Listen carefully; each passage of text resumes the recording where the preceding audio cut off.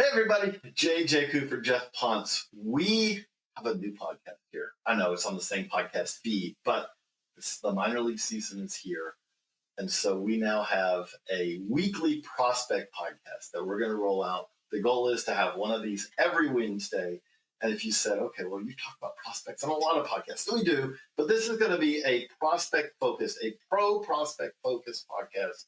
And the goal of it also is to get a little bit more granular, go a little bit more in the weeds than we do on a lot of them, because we're going to make sure that there's points of this where we're talking about prospects far from the top 100 in some cases. We're talking about what's going on right now, what to look forward to, and all that. Geoff, great to see you. We both sporting a little bit of tan, not much in my case, a little bit more looks like in yours, because we both just got back from spring training trips. We had basically people all around. Geoff spent almost 2 weeks in Florida. I spent almost a week in Arizona. Between us, we saw a whole lot of prospects, a whole lot of games. Good to see you. Now that we went straight from spring training into Major League, then AAA, and now we're getting ready for the rest of minor league opening day. How are you feeling as we sit here and just sit under a waterfall of baseball that will just flow over us for the next 5-6 months? Yeah, I think it's excited and anticipating kind of the full schedule of baseball being active and going. Obviously not the complex leagues right away, but I think the stuff that we're most interested in at this point in the season are the double A and the A ball leagues, and just to see how players look. We'll obviously get some actual real debuts for a lot of pitchers and draftees from last year. And full season debuts for a lot of the complex standouts from the last couple of years. So I think that's always an interesting month or so in the season. A lot of the stuff that happens maybe will give you hints as to what the future holds. More often than not, though, there's a lot of noise in that first month, and we can see guys that perform really well and then really can fall off. Or vice versa. Exactly. Or the Dominican kid who's never seen weather under 60, who doesn't seem to hit all that well or throw all that well when it's 35. Yeah, exactly. You're going to see stuff like that. So, but I think, AAA is fine. But by the time prospects, I sound a little bit like Josh here, but by the time prospects get up to AAA, we're just so familiar with them, and I think have a pretty good understanding of the type of players they are, what their upside is, what their deficiencies are, what their strengths are. So, I know this is the point in the year where it's exciting, but also I think once you reach that moment, it's like once again you get back thrown into the fire of trying to manage. All right, how am I going to look at all my handbook teams? Who's interesting that's pitching tonight?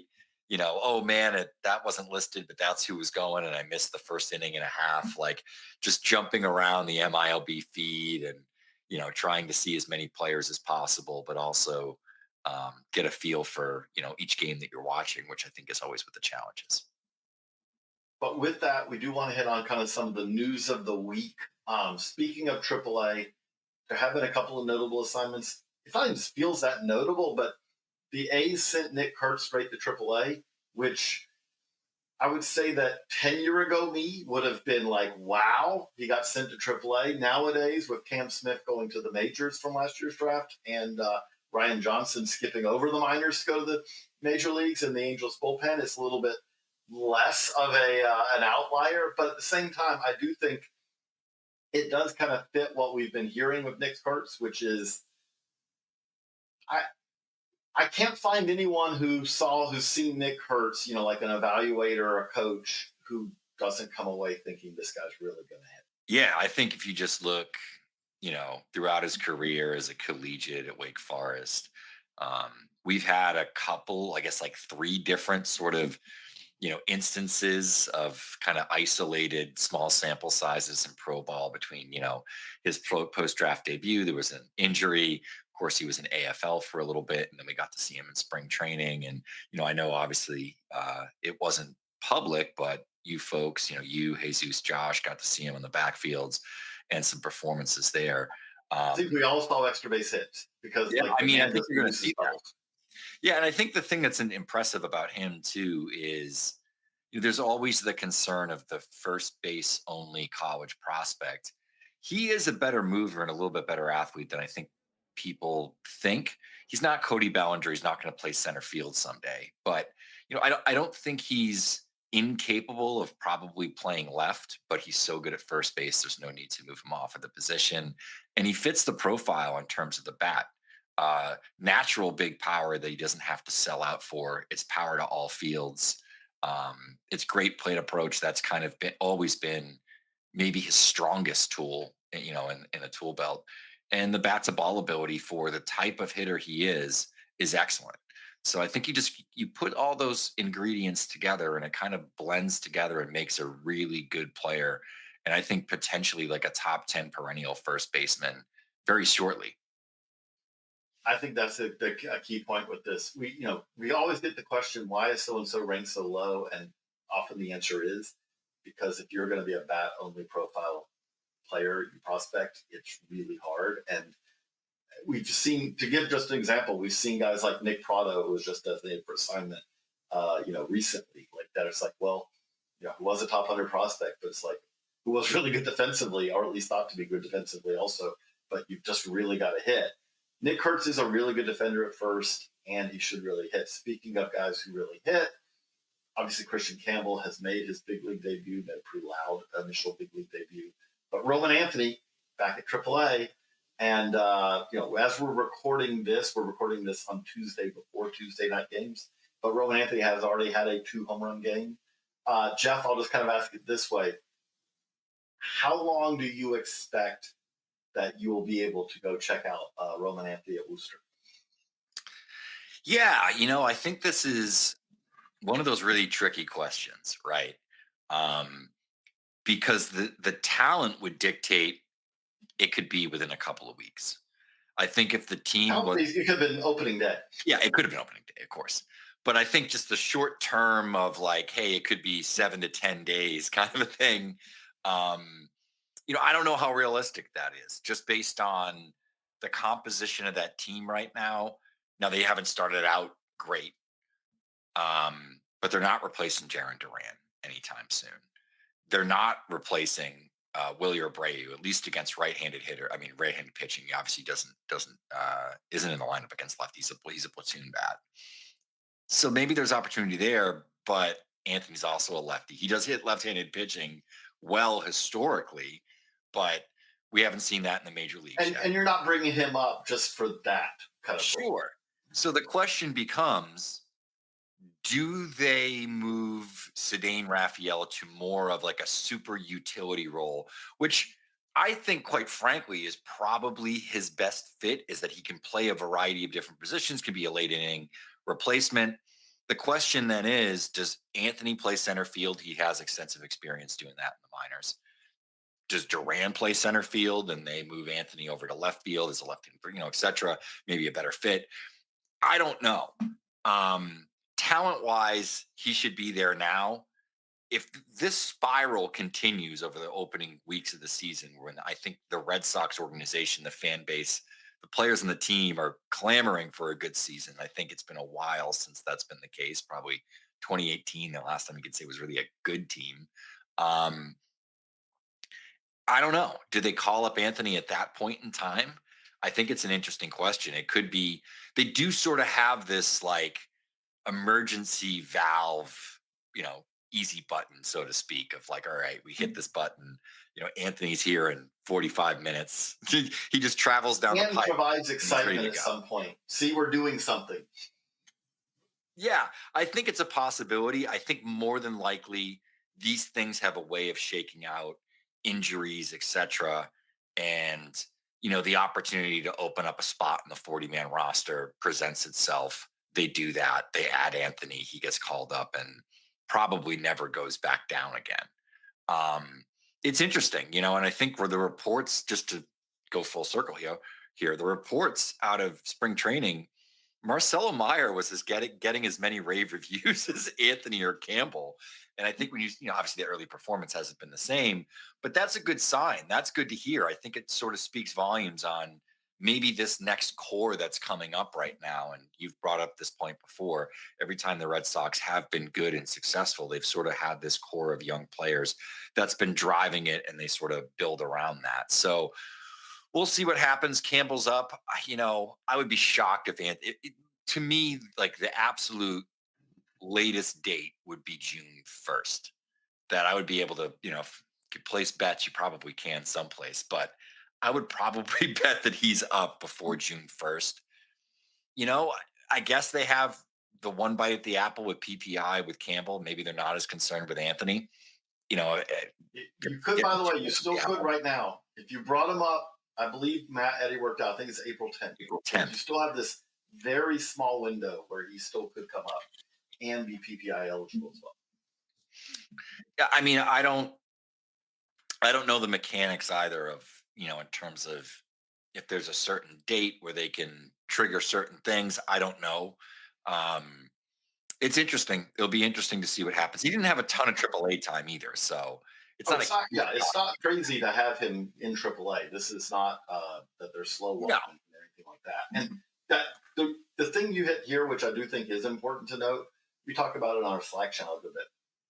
I really believe that teams, understandably, they like to postpone decisions a lot of the time, especially when you're talking about the vet versus the rookie kind of decision. You give the reason that Ty almost always goes to the veteran is that the rookie can be optioned to the minors. In the case of the Red Sox can figure this out, but they're not limiting.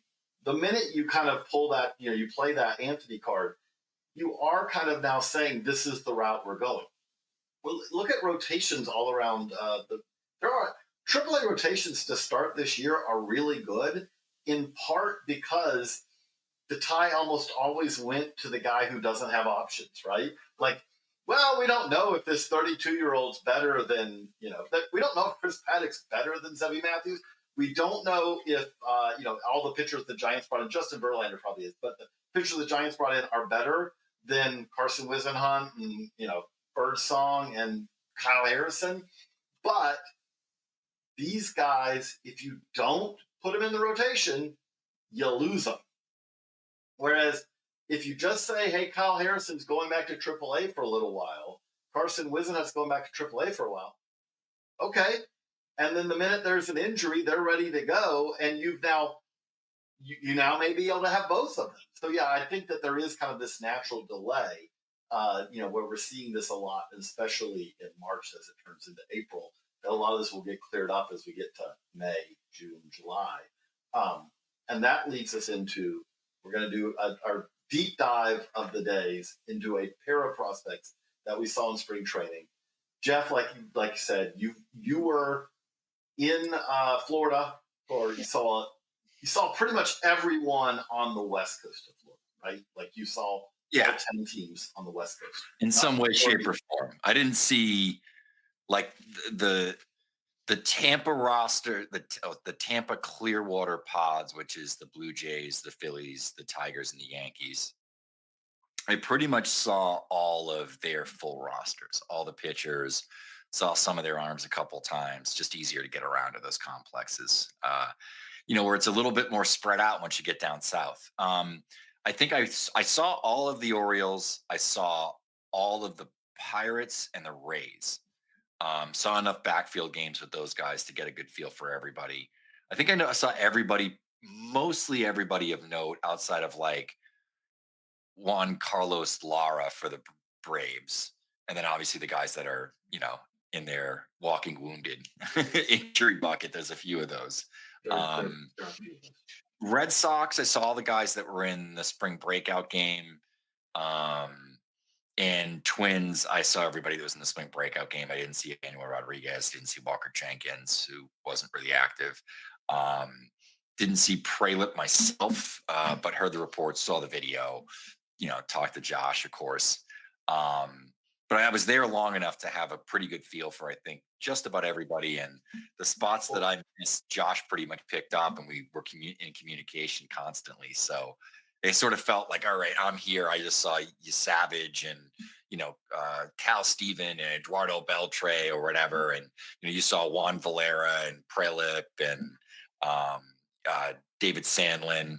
Neither of us saw Peyton Tolley, but I knew some scouts that were there, as well as Ian from Sox Prospects, who obviously does a great job covering the Red Sox prospects and just minors in general.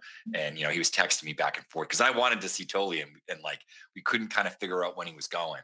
And by the time he was, I was 3 hours away. So yeah, you were at least you were a long bridge, you're a long couple of bridges away from getting and the bridge at that point isn't even the big deal. You still got 2 hours pretty much once you hit that bridge down to Fort Myers. It is. it. It's a You could haul. hear me. I wrote about this baseballamerica.com about why Arizona spring training is so much better than Florida, and the traffic and the distances are a lot of that. But one of the guys you saw that you were raving about, that you wanted to talk about, that we talked about on phone calls, like this podcast is really, we did a version of this on a phone call last week, just talking prospects. Like, you know what, that we should probably do that on the podcast. But Konnor Griffin, the Pirates first rounder last year, the the shortstop, outfielder, pitcher in high school, who looks like he's now a center fielder, but he also looks like he's taken multiple steps from where he was at Mhm. draft time to now, where it's like, okay, he was already premium prospect, top 100 prospect, but we're seeing signs he's taken another step, haven't we, Geoff? Yeah, and I think there was no doubt, regardless of who you spoke with, whether it was Carlos, and obviously reviewing scout notes, which is something that our draft team does a great job of kind of compiling all that information and making sure it's readily available throughout all of our material, and kind of reviewing notes, talking to folks, around the player, around teams, scouts, cross checkers, all that sort of stuff you just do over the course of a year and a summer, especially as the Cape starts to get going and I got face to face time with these guys. There was a lot of skepticism around Griffin's ability to hit. There was no skepticism around the athleticism or the tools. Outlier was kind of the word that consistently came up when describing, he could run, throw, there's power here that's, maybe not actualized yet. And just as an exciting kind of player on a baseball field, which is where I think that's where tools really stand out, is that sort of excitement factor, right? Ellie De La Cruz being front and center as a prime example, or Shohei Ohtani. Bobby Um, Witt Jr. but when you watched video of the swing as an amateur, as a prep, it wasn't great. You didn't face the highest level of competition in high school, didn't hit a ton over the showcase circuit that summer. Um, and I would say that the approach was a little bit more contact driven, right? We saw some videos in the off season, very early, even in the off season, of a updated swing. So swing changes, some updates to his load, and sort of, you know, how balanced he was. He looked way more sequenced, but there's something to take away from that. I think we see this with pitching all the time, but at the same time, there's a big difference between, you know, the I'm in a marketing shots cage. that are in the cage versus I'm what. not reacting to anything other than I'm focused on doing this over and over. Yeah, and you know what? It was like, okay, it looks good. This is worth, take a little note of it. Let's get But back. now will it hold up in reality when all of a sudden you're facing 95? And we saw it in major league games. He got into major league games this spring. I mean, obviously later in major league games, but still faced guys with experience and guys that probably would have carved him up a year ago. And we saw a much better swing, much more sequence, much more stacked in terms of the back half and just how everything's moving through the ball. And he's getting to his power. Everything looks really clean and athletic. And then we saw that consistently throughout the looks on the backfields. We had a great look, Josh and I, one day. Where he was really just spitting on any junk that a ball pitcher was throwing at him. He looked like a big leaguer in the box physically, how he moved, but also just sort of the approach that he had, the patience, and just discerning balls and strikes, not panicking if he took a pitch on the outer half, and then just waiting for the guy to make a mistake and attacking.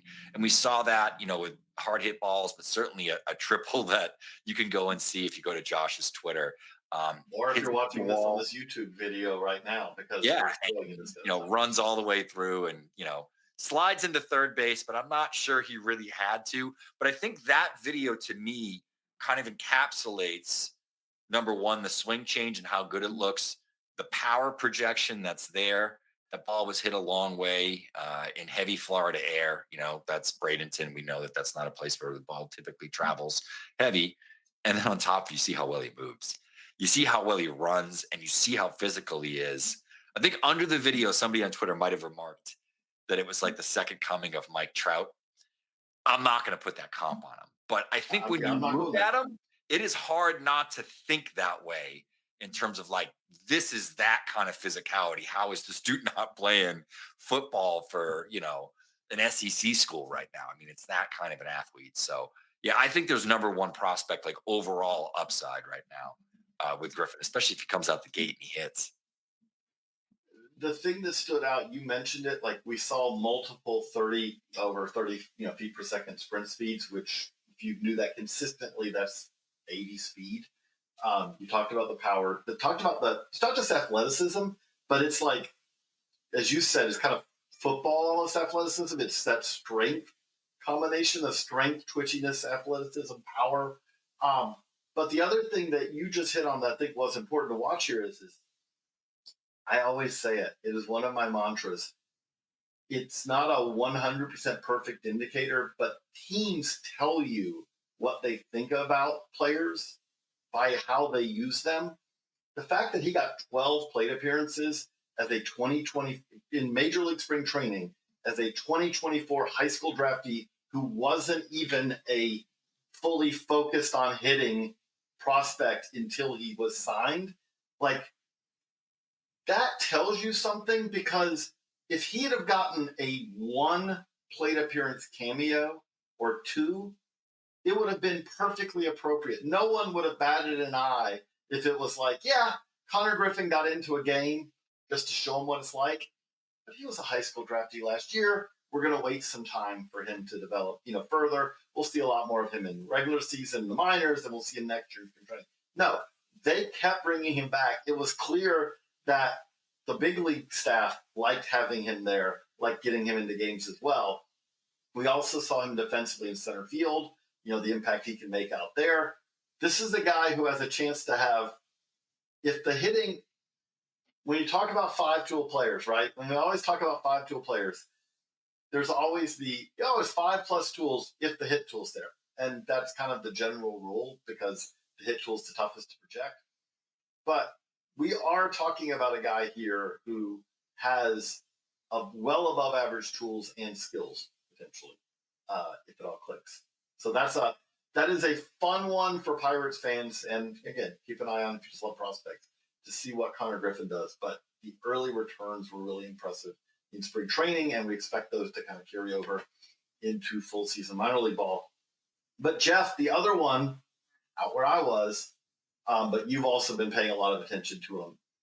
Royals first baseman Jac Caglianone we wanted to talk about, because Jack has been a fascinating prospect for years. There is zero debate. No one will ever debate. Speaking of two-way guys, I mean, this is a guy who was a weekend starter for Florida in addition to being a slugger. I would say that we've probably seen him pitch for the last time. Unless I hope in his career that he doesn't have like a Jake Bauers career resurgence down the road, where it's like, oh, the Brewers are getting shelled by the Yankees again. We're going to go Jake Bauers back-to-back days as a position player pitching. Jack's a slugger. But the thing I would say with that you kind of have talked about a good bit is there's always been the concerns about the swing and miss, strikeout rate, the plate discipline. But what is it about Jack that makes you think more and more that he could just be kind of one of these outlier guys? Yeah, I think,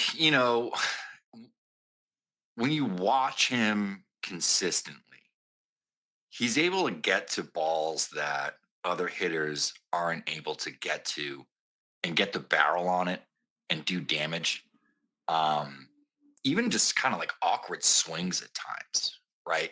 And there's certain guys like this that have this skill and are successful doing this throughout the minor leagues, and then it eventually kind of gets exposed once you get up to the big leagues. Miguel Andujar is one that kind of sticks out in my mind. Um, but he's twitchier and more explosive than Andujar, and I think the bat to ball ability is better. Um, and I just kind of wonder, like, how long can this plate approach?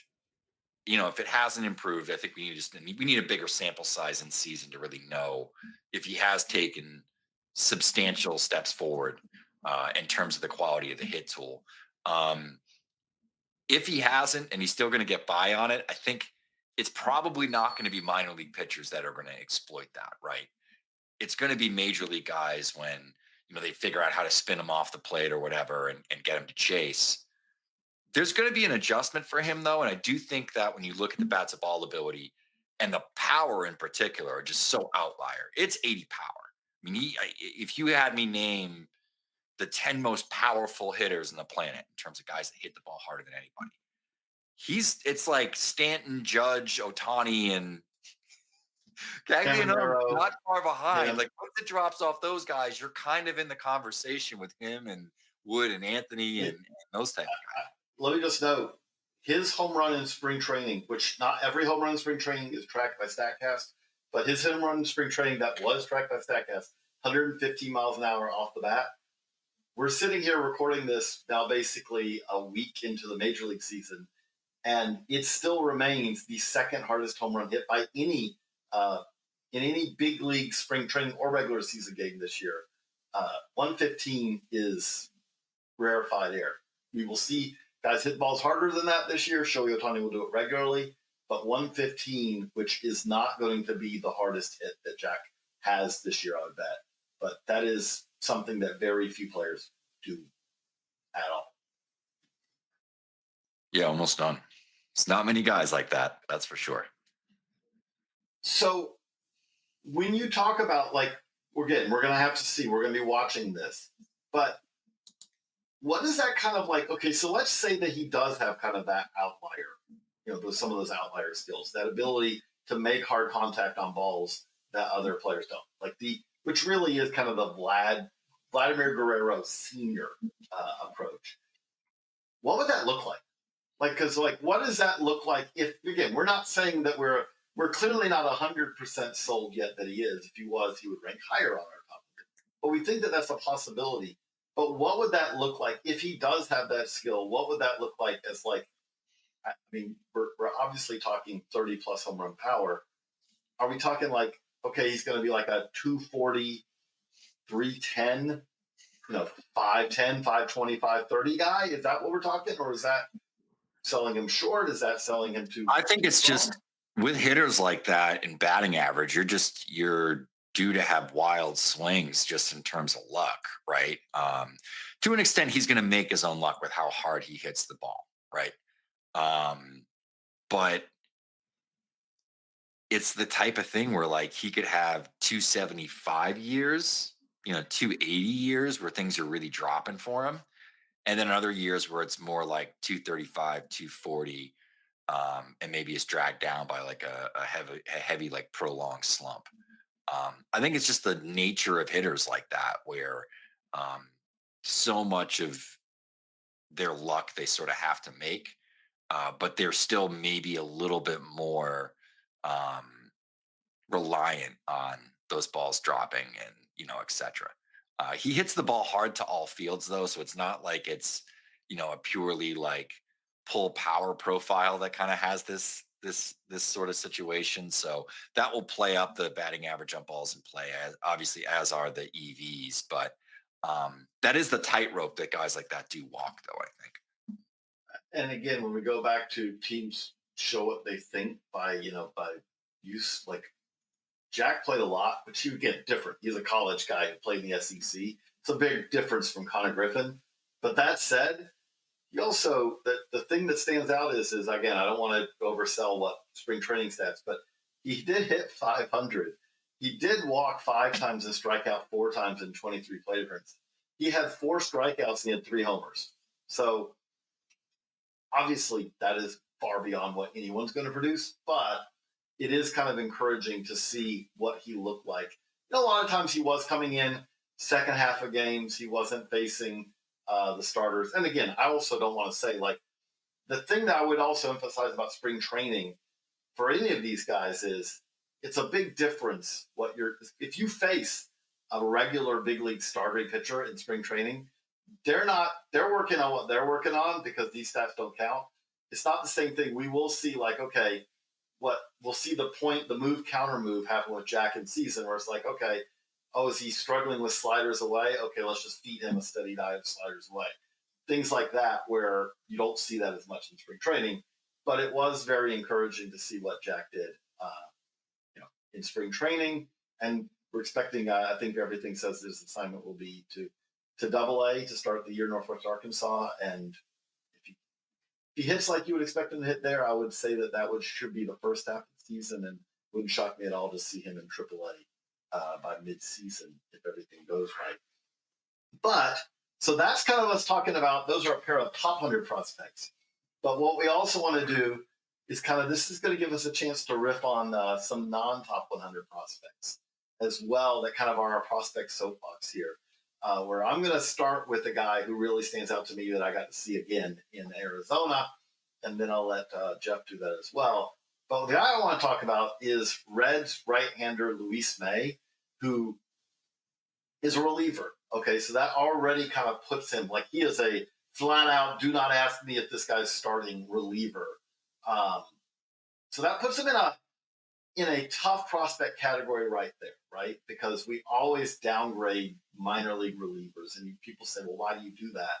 It's because, for one, you're just not going to throw as many innings. For two, it is a role that, as you see the starters in the minors get converted into relievers, some of those end up being the best relievers. If you want, Mason Montgomery, I think with the Rays, is a recent, current prospect who kind of fits that category of how much better a guy can get. Like, he was a pretty bad starter last year, and he's a pretty lights out reliever. I think he's going to be a pretty lights out reliever this year. But I want to talk about May because, okay, I do love velocity, but this is not your run-of-the-mill velocity is the thing I would say. Luis Mey throws sinkers. He throws two sinkers, and they're 102. They're 101, they're 102. He's touched some 103s, but I would say he sits.